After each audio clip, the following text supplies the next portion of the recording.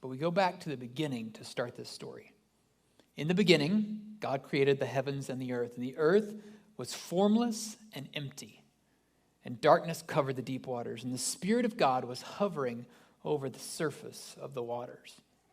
This is how the Bible begins in what's called the Hebrew Bible, the Old Testament, in the very first book of Genesis.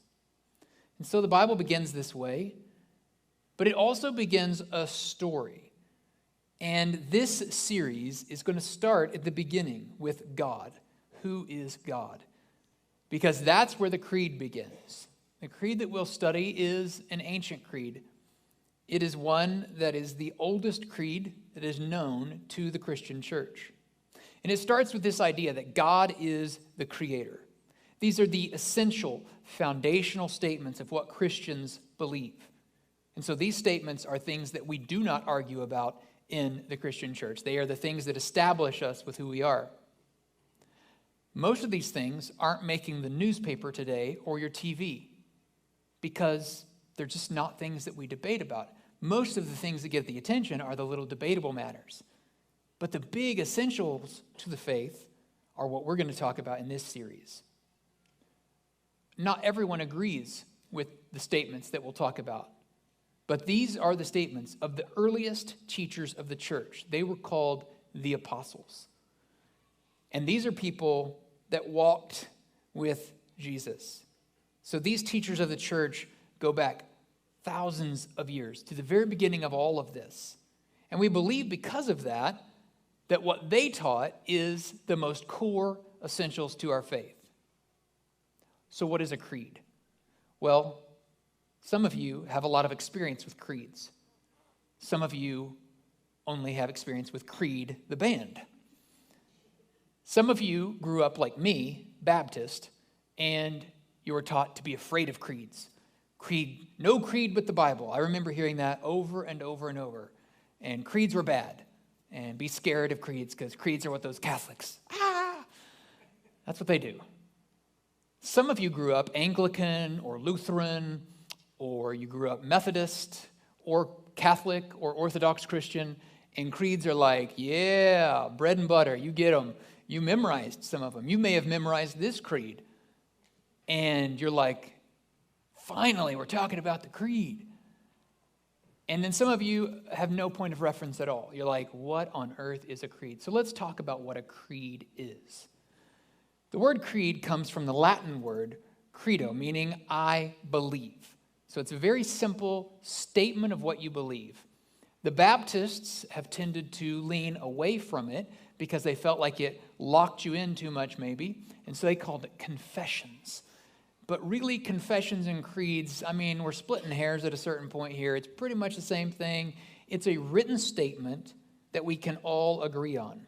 Now, this one is called the Apostles' Creed. It is the oldest creed. It's called the Apostles' Creed because for a long time, kind of the mythology behind it was that the apostles wrote one line of it. Each apostle wrote one line of it. But that's not true, even though throughout history some people have said that.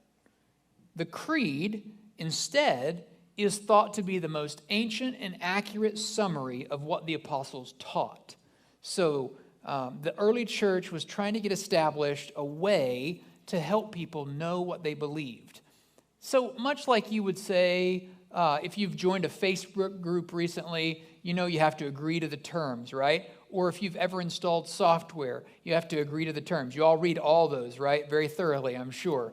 You memorize them. You could recite them right now. No, of course, none of us, we just click, click, click, click, and get through it. Well, the early church, one of the biggest problems, and I'll explain it through a couple of ways, one of the biggest problems was literacy. Hardly anyone could read for themselves.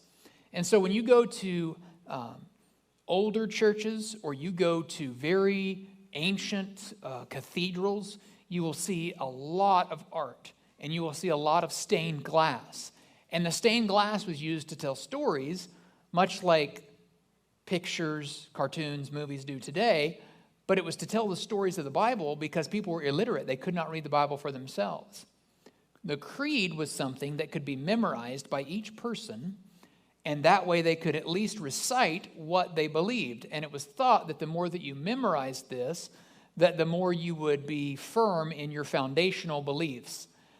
The foundation was also important because there were a lot of false teachers rising up. They saw how the early Christian movement was growing. They saw the growth of the church, and they said, it's a story as old as time. There's a buck to be made here.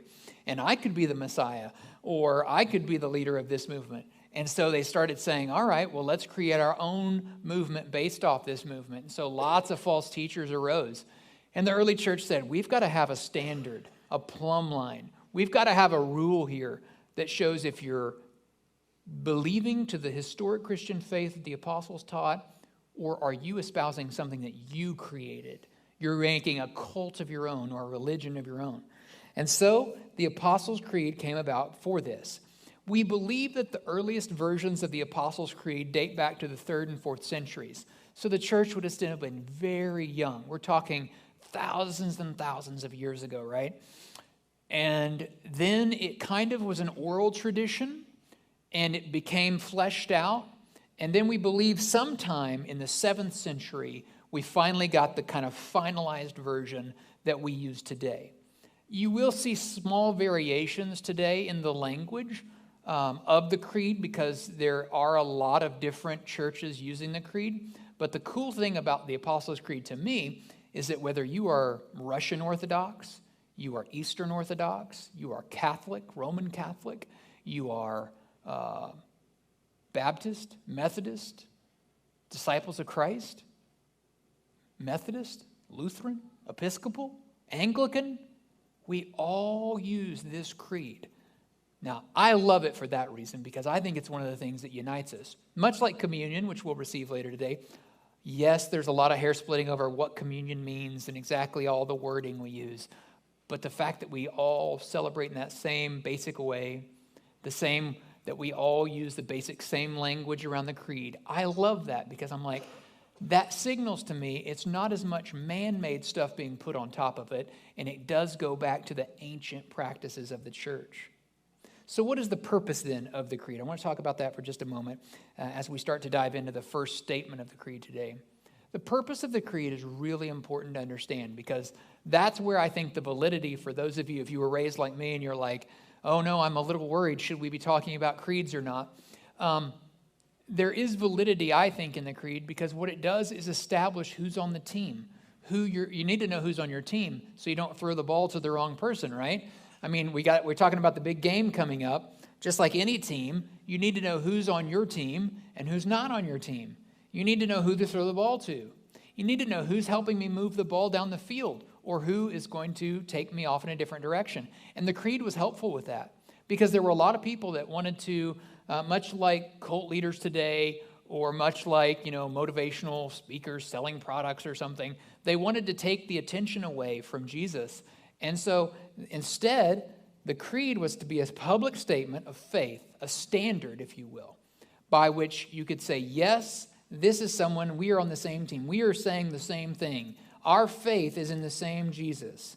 The creed was also a tool for pastors as they developed their teachings to not stray outside the lines of. And it was also at the same time for the hearers a tool that they could say, that doesn't line up. That doesn't line up with the creed. Wait a minute, this is going off out of left field. This is a new and original idea. I studied new religions in America when I was in seminary, and it's one of the most fascinating things, all of the religions that started to pop up in this new country because of the freedom we had of not being under a state church. So the freedom was great to worship how you wanted, but a side effect of that was you had all these new religions popping up and all these kind of people trying to kind of capitalize on that. And some of them are very old now. As our country becomes older, they are very old kind of traditions of faith, but they popped up in that kind of environment. And that's where a creed comes in really handy because we can say, no, they may call themselves a part of the Christian church. They may call themselves Christians, but if they don't align with these standards of this creed, that is not a Christian church. Now, as I mentioned, all the churches that do ascribe to this creed already, it's a very wide circle and it's a very big tent family. But there are groups that are outside of that have used the marketing of the Christian name, used that to try to get people out of those churches to join them. So it's used as a standard. It's used as a tool. It's used for pastors. It's used for hearers. It's a foundation that was used through repetition. And as you would memorize and as you would repeat this, it helped people who could not read, who didn't have access to a smartphone device like you do, couldn't look it up right away. And so they had to have some sort of tool for that. It was also a tool to say, who are we going to partner with for churches? Who will we work together with? Well, folks that would be in this circle of faith together would know that even if they worshiped a little bit differently, and you know that, churches have very different worship than us. Some of them dress up in robes, right? And some of them sing from a book, and some of them don't sing very much at all, and some of them have instruments, and some don't have any instruments, and some have organs, big pipe organs. So we have all these different ways of worshiping. And that's just preference. That's like some of you love country music and the rest of you like good music, right? So anyway, what happened? What happened there? Did I step on some toes? Sorry. Just kidding. So we all have preference, right? It's just like the radio. It's why there's so many stations on the radio dial. And it's why you can program in your favorites and not have to listen to anybody else's preferences on the radio. So there's a lot of different preferences, but that doesn't mean just because you don't like one kind of music, like music is bad. But then we come back to this idea. The creed makes us know who's in our family, makes us know who's on our team together, even if we have little variations. The big variations are the solid, basic truths that we know who rejects and who accepts those truths. So we know who's on our team together. In Jude 3, it kind of points out this idea of why it's so important. He says there, now I find that I must write about something else, urging you to defend the faith that God has entrusted once for all time to his holy people. So this is not a new thing. This is not a new need that has arisen. This is an ancient need that we need to know how to defend the faith. Because certainly people, when they see people of dedication, they see people that have fallen in love with Jesus and what he's done for us, they know the Creator through Jesus, those folks have a powerful, powerful relationship with God. But unfortunately, evil is not absent from our world, and so people want to divert that attention. Maybe because it makes them wealthy, maybe because it gives them power over others. I mean, we could go and study all of the cult leaders that have arisen just in our recent history. We could look at David Koresh's of the world. We could look at the Heaven's Gate cult. We could look at these people that kind of arose out of a spiritual kind of void and used the language of faith and led many people astray, often to their deaths. That wasn't life-giving. That wasn't Christ. That was someone maligning the name of Jesus for personal wealth or for personal gain, for power over others. So, you know what would have helped in all those situations? The creed. The creed instantly would have helped because it would have divided and separated out the scams from the authentic. There's a need for formalizing one's thoughts about what one believes. And a confession of faith or a creed is something that Jude highlights here that is valuable to defend the faith that God has entrusted us with. Now, when you think about it like that, it really changes your perspective. God's given us this gift, but he's also entrusted us with the truth. And if we get carried away by some loud voice on TV or on the internet, and we get pulled away from the first love, we fall into that same thing that one of the churches in the book of Revelation fell into. He said, I have this one thing against you. You've left your first love. You've supplanted it. You've put in some other love in front of the love of God. And that's so easy to do. And it's way easier for us to see it in other people's lives than to see it in our life. We can say, oh yeah, they're idolizing money. All they do is go after money. Or they idolize this person and they just want to be just like this person. Or they idolize boats and they've got to have the bigger and better boat all the time. Or they idolize their hobby and all they do is go to the golf course. Like, it's easy for us to point out other people's faults. It's hard for us to look in the mirror and imagine for a moment, oh no, have I done that? Have I taken that which was entrusted to me and instead I have put something else in the way between me and God. There will be critics of the faith. There have been since Jesus walked the earth. I mean, Jesus is literally doing miracles, and people are like, he's the devil. Literally, it's in the Bible. Go read it. I mean, Jesus is healing people, healing the blind, healing the sick, raising Lazarus from the dead. And people are like, now, that's got to be the devil. He can't win with some people. Well, 2,000 years later, he still can't win with some people. They're going to always point fingers and poke holes and say, And that's actually good.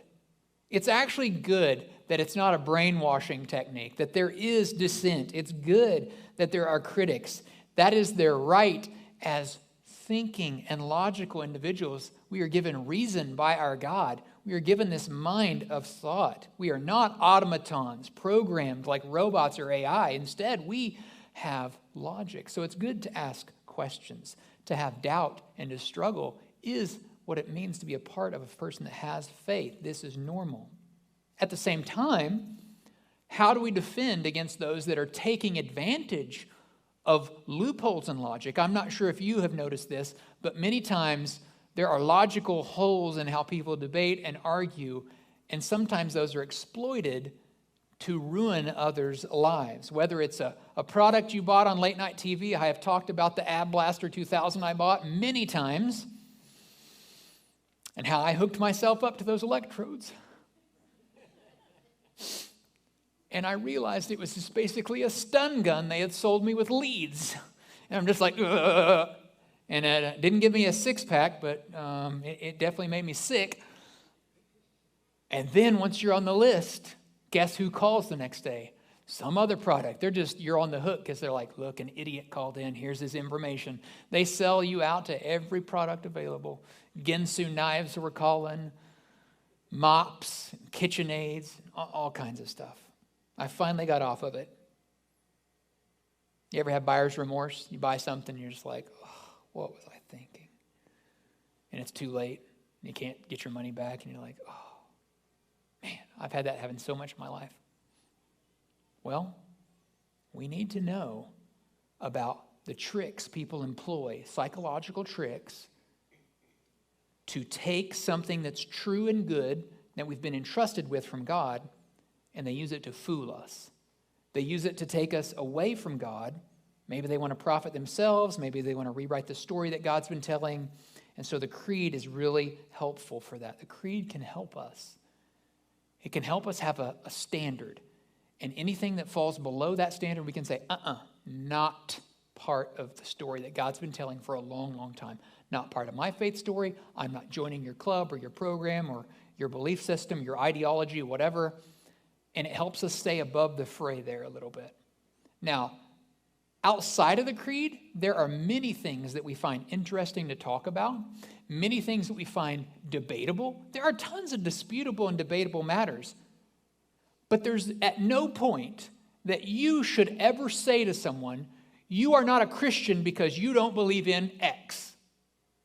You are absolutely outside the constraints of God's authority when you talk like that, if it doesn't deal with one of the essentials of our faith. Because there are a multitude of things we disagree on. That doesn't mean people are outside of God's good grace. That doesn't mean that God doesn't love them. That doesn't mean that they're not a Christian. And yet there's a big push today to try to draw the circle smaller and smaller and smaller. And the creed is great because the creed says, if they agree with the creed, they're in the family. You may not like all of your family, right? I mean, some of us go to family reunions or you go to Christmas and you're like, oh, is this almost over? Weird Uncle Eddie. And if you don't have one, I always say, you are Weird Uncle Eddie. But we're in the family together. And we might have arguments and disputes in the family, but you can't put family outside and say, well, I don't like your viewpoint or your opinion, so you're no longer family. It doesn't work like that. It doesn't work like that in the family of God either. So, if someone tries to tell you you're not a Christian, you don't have to listen to that garbage. But let me warn you, also don't do that to other people. There are lots of rooms. There's a lot of room in the house of God. because we understand very dimly right now. What we understand is just minuscule compared to the goodness of God's great grace and love that we will fully understand one day. We are reading an ancient text, working our hardest and praying with the gift of the Holy Spirit and doing our best to, in an evil and fallen, devastated world, discover the beauty that God has in store for us. The creed helps us do this. The creed almost gives us a set of glasses that we can put on and look through and try to understand better God's perspective and the foundational parts of our truth. And it begins this way. Line number 1 of the creed is one of the most beautiful. I believe in God the Father Almighty, creator of heaven and earth. And I love the way that the creed is phrased, I believe. This is how the Apostles' Creed begins. I believe in God the Father Almighty, creator of heaven and earth. The first line of the creed. It points out to this central idea that there is a creator, that I am not him. There is a God, and I am not God. But God is the center of all. Everything emanates from that center. Now, what this is predicated on is a belief that there is a creator in the universe. So my question then, as a young person, was, is it reasonable to believe that God created the universe? And I know a lot of people struggle with this today. So I want to address this because I think this is critical to what the creed is trying to do here in the very first line. It is obviously saying it is reasonable to believe this. But we might need to flesh that out a little bit more for people who have a question about that, whether it's you or a friend, in order to use the creed as its purpose to defend the faith. The creed teaches this simple concept. But our logic in our mind kicks in and says, is it reasonable, is it logical to believe that the universe is created?